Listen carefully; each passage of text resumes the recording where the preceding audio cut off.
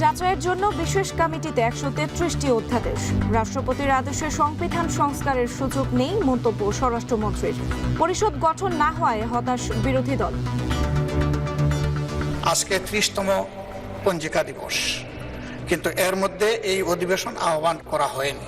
সংবিধানের ধারা পরিবর্তন হবে বা সংবিধান পরিবর্তন হবে, এরকম কোনো বিষয় অধ্যাদেশের মাধ্যমে আসতে পারে না।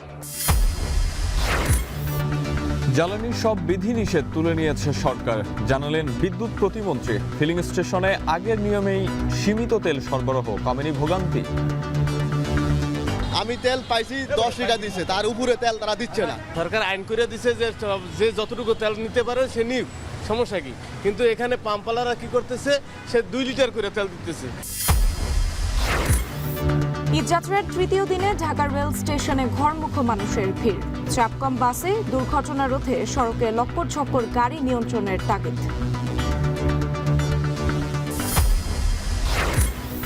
উন্নত চিকিৎসার জন্য বিএনপি নেতা মির্জা আব্বাসকে নিয়ে সিঙ্গাপুরের পথে এয়ার অ্যাম্বুলেন্স, সঙ্গে আছেন স্ত্রী, সন্তান ও একজন চিকিৎসক।